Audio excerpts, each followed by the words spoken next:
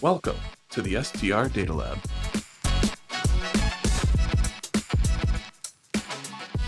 Hello, and welcome to the latest edition of the STR Data Lab. I'm Jamie Lane, Chief Economist of AirDNA, and I'm joined today by a new guest, a good friend, a conference buddy, if you will, Jeff Iloulian, the CEO and founder of HostGPO. Jeff, thanks so much for joining the podcast.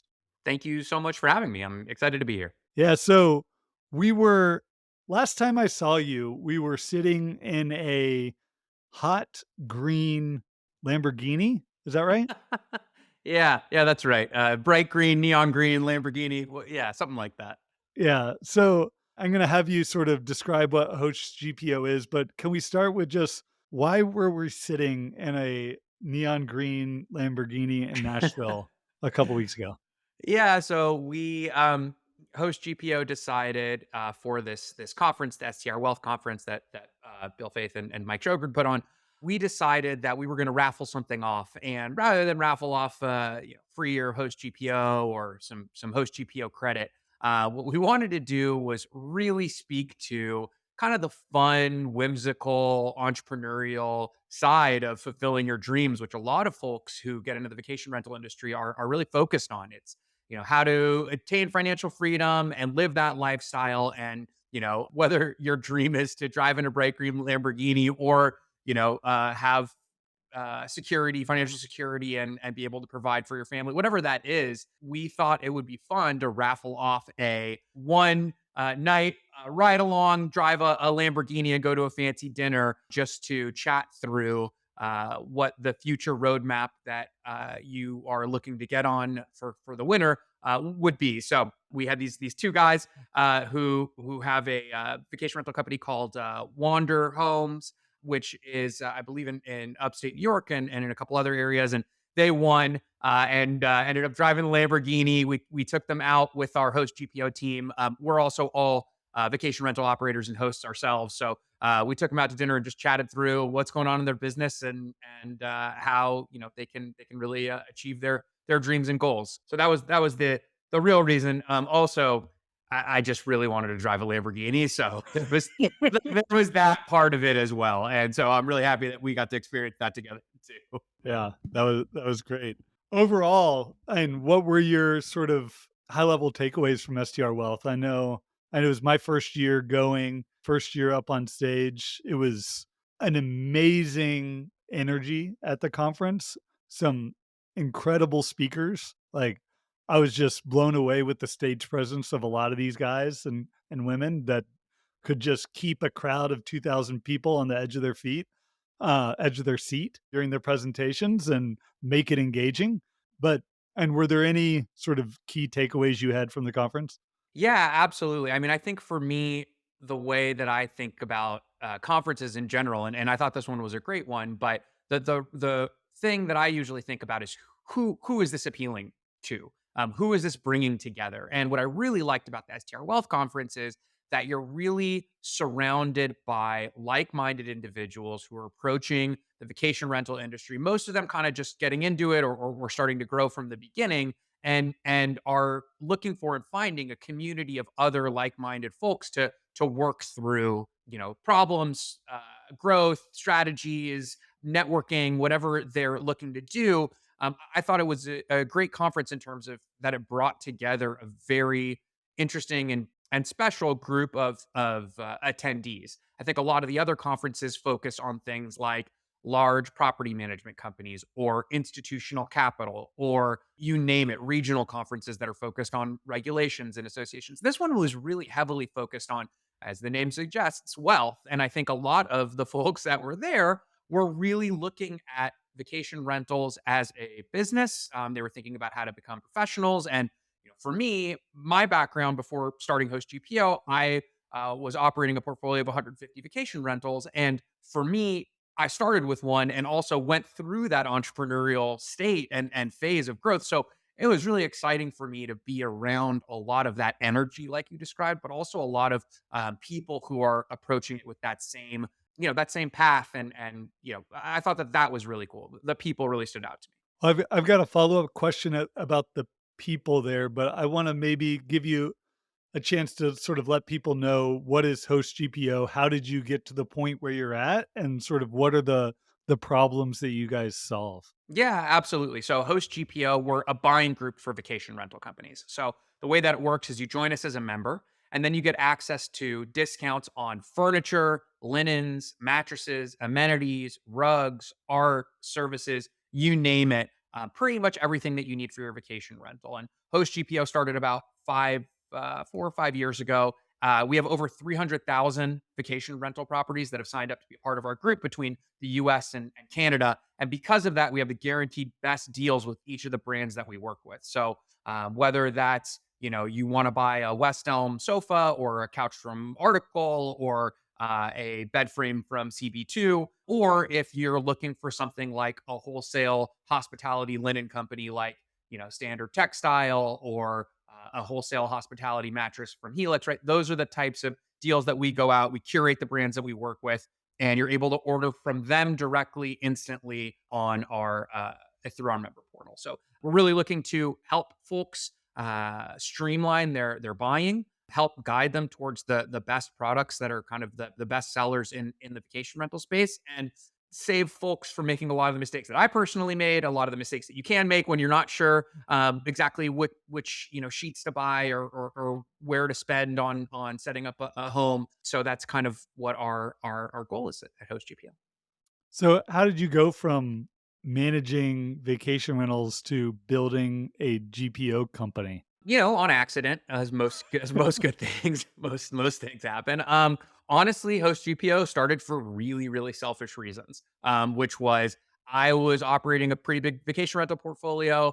I wanted to find the best quality things, and I was having a tough time buying, and thought if I could aggregate and get other folks together and learn from what everybody else was doing, that we would be able to, as a group, get access to better than anything that I could get on my own. And so originally Host GPO started with a dozen or so companies that all had, 100, 200, 300 properties, and kind of got together and chatted through, well, what are the best sheets in the space? What is Marriott buying? What are the big hotel companies getting access to that we can't? And then we really started to go to these companies, negotiate these deals, and that was when I knew about GPOs existing in other spaces. GPOs exist in hospitals and restaurants and schools and you name it. But there wasn't a GPO specifically for the vacation rental space, and that's just kind of what we set out to do. And almost by accident, it started and really, really picked up a lot of traction and has grown very quickly over the last 4 or 5 years. Oh, that's great. As I mentioned at the beginning, like I see you, I feel like at every event, and you guys have a big presence at both the big vacation rental manager events, both in around the US. You mentioned sort of the institutional investor groups, and then at STR Wealth, which it is a very different attendance space. And my curiosity more for you is it typically the homeowner that owns the property that's subscribing with you, or is it generally more the property manager? Or is the property manager making the introduction to the homeowner? So, and who's actually subscribing to Host GPO? Yeah, it's a really good question. And the answer is both. And they're doing it for separate reasons. So, what we end up seeing is a lot of the property management companies that, let's say, they're managing 500 homes or 200 homes or whatever it is, right? They're usually buying the linens, the soaps and shampoos, and the paper towels and toilet paper themselves, right? And so they'll leverage the Host GPO partnerships on things like, like I mentioned, Standard Textile before for linens. I really do think that's probably the number one selling linen in the vacation rental space right now. I think largely because of what we're doing, but I think they're going to be buying the linens. They're going to be buying the soaps and shampoos. They'll use our Staples partnership to get paper towels and stuff like that. But when it comes to homeowners or folks who are setting up new properties or small, boutique B&B hotels, even if you're setting up kind of one new home from the ground up, those are the folks that are really going to come to us and leverage our partnerships for mattresses and furniture, and leverage our team's knowledge for how to do the install, what to buy, when to buy it, what rugs make sense, whether you want to go washable or not, depending on, your laundry capabilities. That kind of stuff will usually attract a lot of the smaller to medium size owner operators that are kind of growing in the space. What I will say is, I think that the folks that don't usually make sense for joining Host GPO are the folks who are, let's just say, kind of renting out one extra bedroom in their own home, right?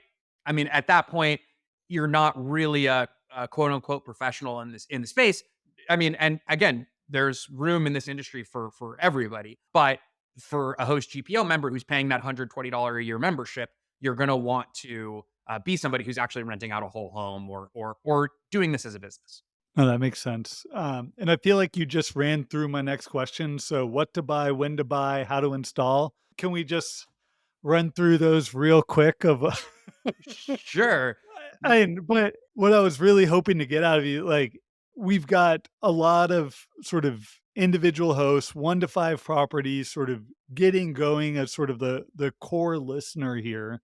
I'm sure you, and with all the different groups that you've worked with, 300,000 properties on the platform, I'm sure you guys have sort of best practices of, like, no matter what your price point is, like, and what you should be doing to and furnish. So can you just maybe walk through one example, maybe I just middle of the road, like what should someone be using you, and how would you suggest sort of setting up a short-term rental if you were doing it from scratch today?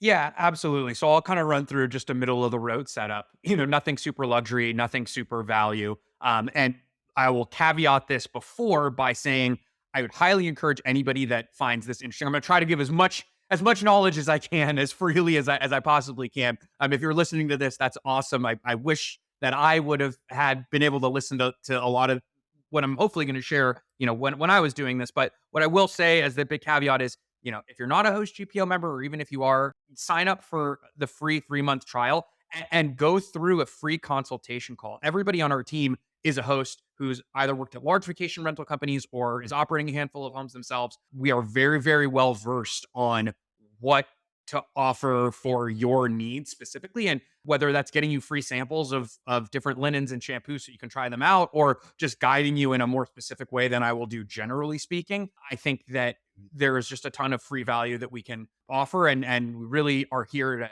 to help the industry and help other hosts, and we really are passionate about that. So I would encourage anybody who's interested to sign up for a free consultation.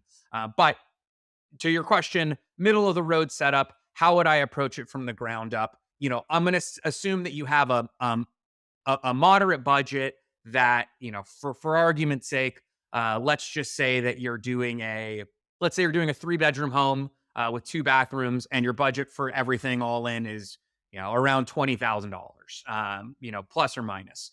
This is going to take out anybody that's trying to do a 3-bedroom home for $5,000, which is a crazy thing to try to do. So I would discourage anybody from going that direction. But also will, not really speak to anybody that's trying to do a 3-bedroom home for, let's say, 80 grand, which is great. And there are certain places where that makes sense, but it's not for everybody. So let's say you're in that kind of middle of the road, 20, 25 grand.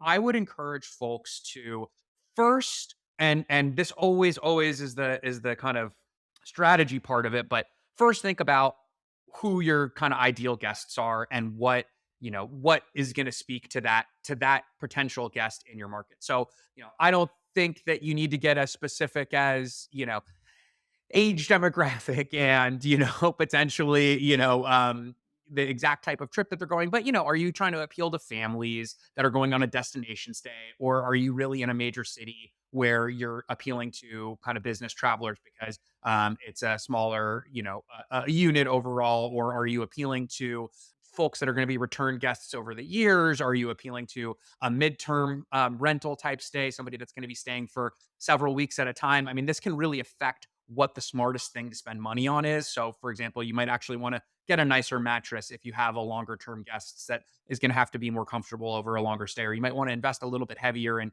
kitchen equipment and pots and pans if you're catering to a family that's going to have a lot of probably likely going to be cooking for a lot of bedrooms. So there are ways to think about different guests in terms of overall guest avatars or strategies of who that guest is without having to get into the specifics of, of exactly what they are. So I would say starting with kind of a strategy phase of, okay, how many bedrooms and bathrooms is this? What is the competition doing in the space? If you're looking and running comps and running other numbers, I would definitely encourage folks to look through and pull the reporting and look at other high performing units in the market, see what they're doing, make sure that you're at least as good as kind of what they're offering in terms of if you're looking at comps and you have an empty home, you want to make sure that you're not just comping based on the number of guests and your number of bedrooms. You really want to look at the quality and caliber of the homes that are being offered and make sure that you're at least on the same level as what they're offering. So kind of moving on from that, you've started to strategize. You're walking into your space, you know who the target guests are, so you can focus on some of those areas a little bit more. I would say the next thing that I usually encourage folks to do is to think about the end result of what you want. And a lot of the times, that's what your listing is going to look like. So a lot of folks that are getting into the space or have just started out, you start to realize, Airbnb, for example, has 5 photos that they put up front at the beginning, including one hero image shot. And so I really encourage people to think about, what is the main shot of your home going to be? Is it you have an amazing kitchen and living room that's connected and you're going to get one angle that shows all of that? Is it, actually this home is only amazing because it has this great balcony or it has this amazing outdoor area that I really want to feature in the kind of main listing photos? And really try to allocate your budget appropriately for those areas to maximize your kind of return on what you're going to get. So whether that's buying a really cool piece of art that goes on the wall. I mean, we partner with this company, Giant Art, that sells these huge 6-foot, square canvases, or whether that's what you want to put, or you're looking at something where, you're outdoor and you want to buy a solo stove through Host GPO and get that kind of outdoor fire pit shot because you're going to really focus on that area. I really think I like to think about it in terms of what is the end result of that picture of that listing image going to be that I can start to work backwards from. After that, I think you want to focus on starting to think about your timeline is super important. I think folks really get into trouble when they are trying to rush through the setup process. You want to be really intentional throughout this process, both in terms of what you're trying to set up, but also in terms of how you're going to go about buying it. So make sure that you can, if possible, give yourself at least 6 weeks for furniture to arrive. That's just going to give you the largest array of potential options of what you can order, as opposed to having to order what's in stock and nearby and can get there within 2 weeks, which again is available, but you're limiting your options and ultimately you might have to sacrifice design or look or aesthetic just for availability, and that's not really a great trade-off if you can avoid making it. Again, our team is like super knowledgeable about, hey, you're located in the Smokies or in Pigeon Forge or wherever, and what is going to be able to get there within your timeline of when you're trying to order. We have kind of the ability to on Host GPO where you say, hey, this is my kind of order deadline, and we're able to help guide you in that way as well. So you want to start by ordering furniture first. That's kind of the timeline that you want to be on. The furniture can take anywhere from 1 to 2 weeks up to 6 to 8 weeks. I mean, if you're ordering really custom, it can take longer than that, but we really discourage folks from ordering custom made furniture that has to come from overseas, because then you really deal with a lot of shipping issues. So really try to get folks away from that. Mattresses, you're looking at 1 to 2 weeks. Linens, you're looking at, generally speaking, 1 week. Rugs, a week. Fake plants, we partner with Nearly Naturals. Yale for smart locks, or Igloo, or whoever you're using, right? We have those on Host GPO as well at the best pricing. So those usually take about a week. So again, all of that to say, timeline is super important and kind of the next thing to think about.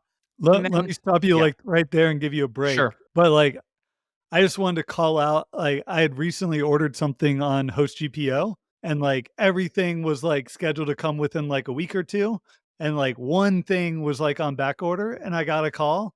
They're like, oh, it's going to be like 3 months for this. Do you want me to like cut this out of your order? Or you want to keep it in? Like, just so you like, I felt like it was such great customer service that they like gave me a call. It was like the day later to make sure, like, let me know what the status was on everything and make sure I still wanted it or wanted to adjust the order. So loved that with working with you guys. That's awesome. That makes me super happy to hear. And yeah, we take we take hosting very seriously, and we know that time is money, both your time and saving your time, but also delays in getting your property off the ground. If your property's delayed by a week later than you were kind of hoping, and that thing's renting for $200 a night, doesn't matter how much money you save.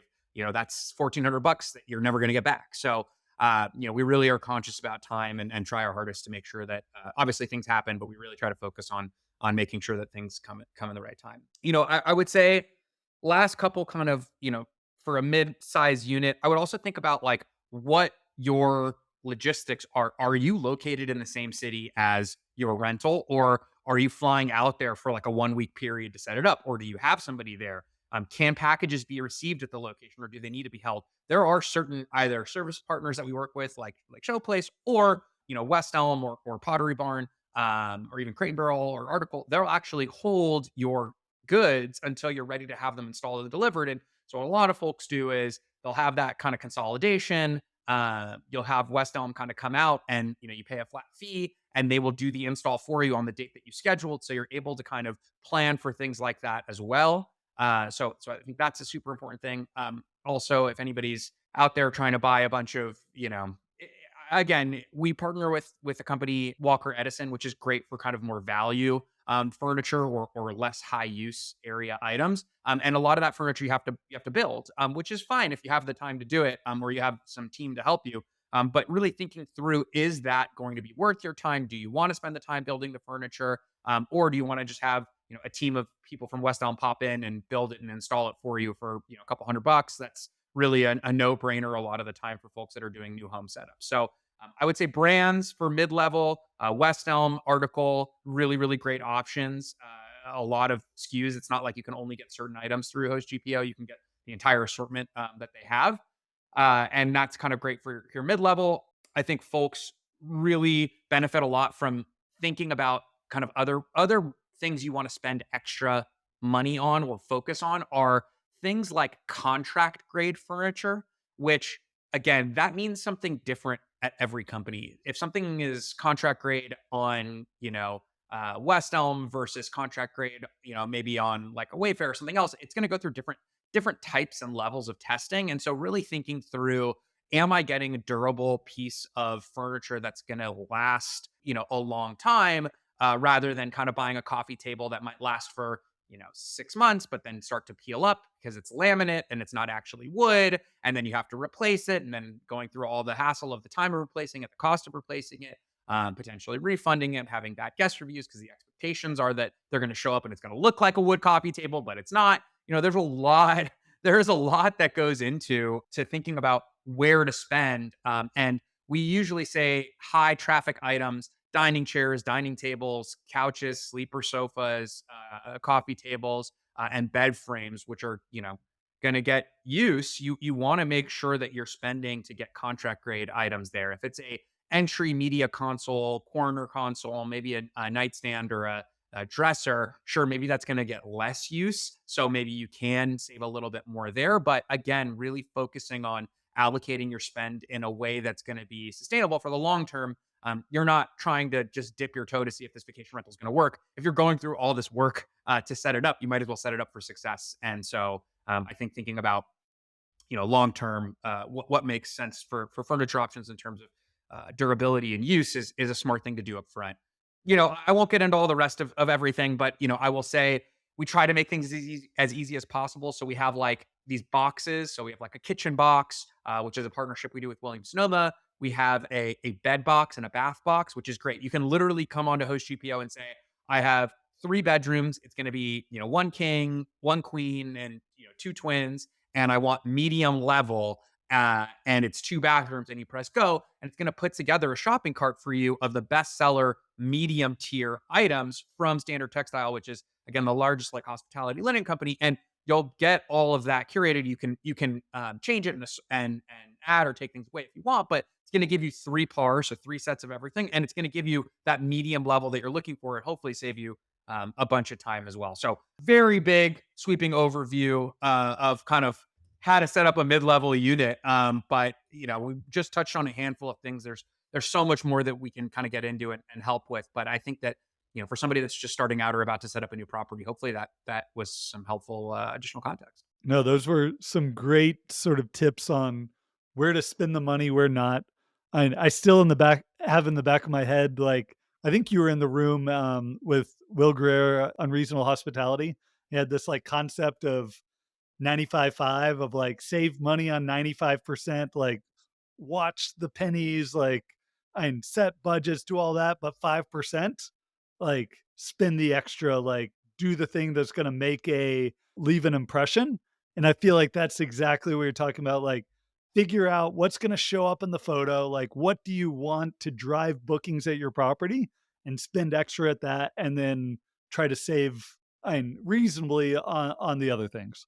Yeah, I mean, I think that there's, that philosophy can apply to every type of home too. And so when you start to think about getting into the luxury space, I had properties that would rent for 80 bucks a night, and I had properties that would rent for 3,500 bucks a night. And so, when you start really thinking about the differences, you can really understand what the needs of the guests that are coming to that specific place are and really cater to those with that 5%. There's so many clever ways to save additional funds too. I mean, look, we get our discounts are, they average about 40%, but they can go up to 70% depending on what you're looking for. But when you start thinking about, well, what do I want to buy for these different areas? You can buy a super nice luxury mattress for the main bedroom in the house, where the person who likely booked the stay and who's likely writing the review is going to be sleeping. That Yeah. doesn't mean you need to buy absolutely trash mattresses for the other rooms, but you can buy hospitality or 8-inch mattresses or whatever for the twins or for the other kind of rooms. And we have the whole spectrum of your most basic, less expensive than the Zionist green tea Amazon mattress options that are actually made in the US. And we also have the most elite high-end mattress that you can get, other than the crazy. Have you seen this like crazy horsehair mattress? Have you heard of this company? There's this one company that makes like $50,000 mat. Like I think Drake sleeps on one. Anyways, total side note, non sequitur, but we have really nice mattresses too. And so I think thinking about what you want to put into each of your rooms, and like you're saying, finding that 5% is really important. Yeah. And you mentioned all the things to think about spending money on in ways that you can sort of stretch your dollar. What are things that people just waste money on? Yeah. Oh man, great question. I think that that's such a dangerous one. Okay. I think that people sometimes are really focused in this space on.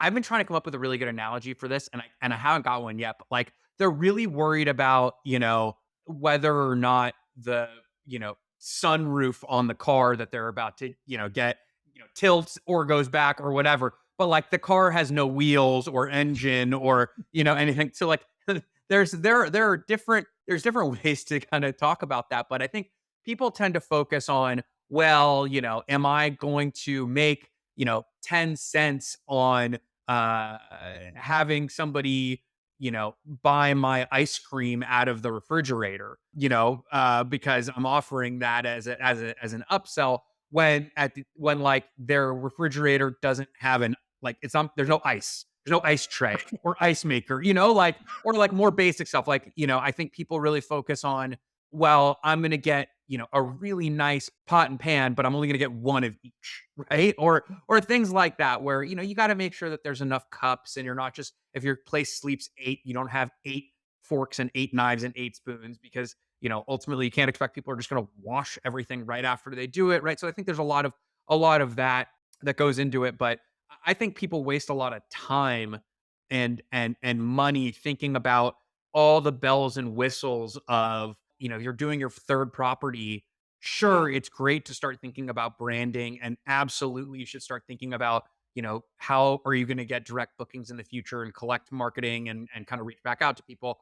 But ultimately, I think people really spend a lot of time on bells and whistles without having their product ready. And your product is your home. And so your home needs to have the right linens. It needs to have, standardization. It needs to have all of the kind of amenities that a regular home should have before you start thinking about all the crazy things. You don't want to have champagne bucket but not have a baking tray, right? And I think that a lot of people tend to get carried away because look, this is a super fun space. This is like the most fun industry you can be in. You're creating memories for people. You're helping to create memories. That's the most magical thing. And it's also super lucrative if you do it right. But I think folks really get carried away sometimes in thinking about the bells and whistles before they have the kind of basics down. And I will also put a quick plug if anybody's interested. We have a free checklist. It's like 600 or 700 items that you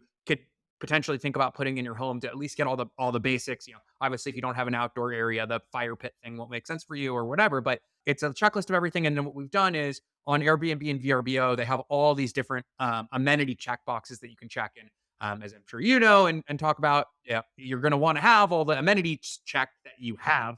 So many people with microwaves in their homes like aren't checking, microwave or whatever that is. So we've put a Airbnb or VRBO logo next to each of the amenities that can be checked off on their site, just to help people with that kind of optimization. But to your question of what are people wasting money on, I would say if you're spending on things that aren't on that checklist, that's a pretty big indicator that maybe your focus is spread a little bit thin. Yeah. Make your list, check it against your list.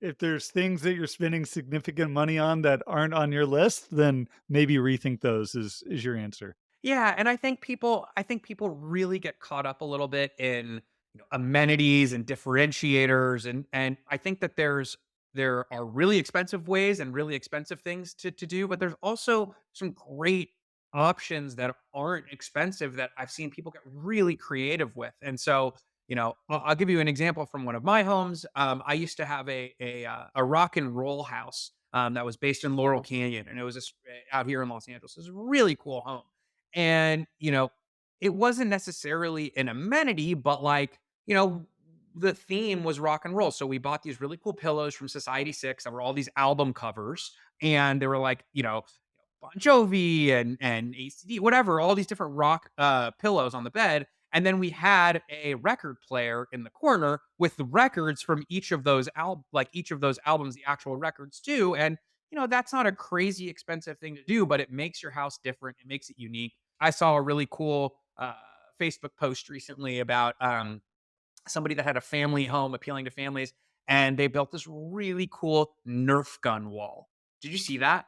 It was No. like, oh, it was so cool. It was like a wall, as big as this wall here, maybe with like a rack, almost like a shoe display, like if you walk into a shoe store, but like it was every kind of Nerf gun, Yeah. and like what a cool thing for a kid or for a family to be able to walk into a place and have something like that. So, when you're No, thinking about like spy movie, you press a button and the, like, rack comes down with every single, like yeah, it wasn't that fancy. It was just some, pegs in the wall with different Nerf guns on it. But like, what a Yeah. cool thing. And so I think being creative and thinking through not even having the most expensive stuff, but just doing cool stuff or different, that can really go a long way. And again, don't spend all this money on bells and whistles if you're not offering hand soap and shampoo. And that stuff doesn't have to be super expensive. I mean,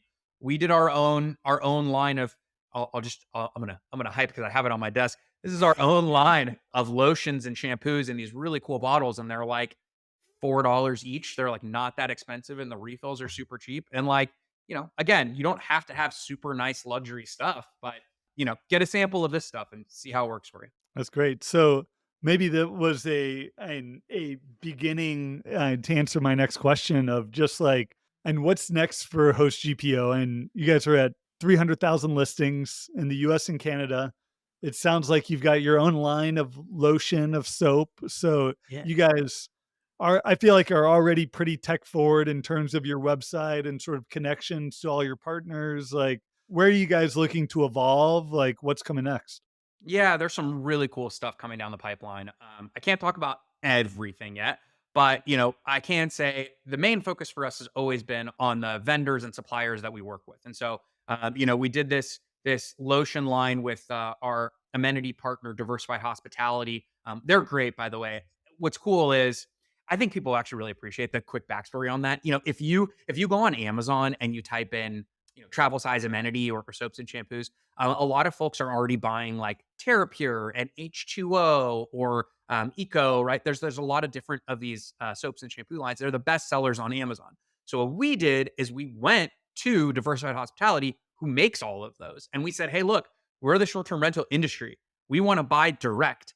And so our pricing is like 20-30% cheaper than the Amazon pricing for the same stuff with free shipping from that brand. So we made this in connection with them, and it's really good. But we also, so to your question of what's coming next, this was a new one for us. We also have a new amenity. We've always partnered with Public Goods, who's great for soaps and shampoos, but we also just partnered with and sell Malin and Getz, which is a more luxury amenity, or Grown Alchemist, which is a luxury amenity. We're the exclusive distributor of those soaps and shampoos in the space. A couple other new brands, Walker Edison, like I mentioned, for affordable, fast ship furniture.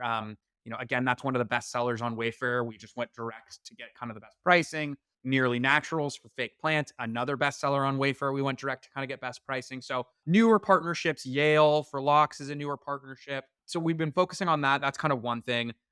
We also started to get into, beyond just the physical goods, some of the services that make a lot of sense. So a great example of that is we did this partnership with Instacart. So Instacart Business or Instacart Plus usually costs $100 a year. But if you're a HostGPO member and you're paying our $120 a year membership, you get a free Instacart Plus or Instacart Business account for that first year, and potentially onward as well. We're still kind of working on that part, but free delivery, free Instacart, 2% cash back. That's great. If you are a vacation rental operator that is not located very close to your home, I mean, I use it all the time to send Instacart to, if it is a last minute thing and you have to do a Target run or a Costco run, they can go pick up from there and deliver, packs of water or batteries or whatever you need, and you're saving yourself a ton of time in terms of having to actually go there or pay somebody to go there. So new and additional partnerships. We have some really exciting ones that we're about to launch. So that's kind of one thing. And then we're really focused on the product and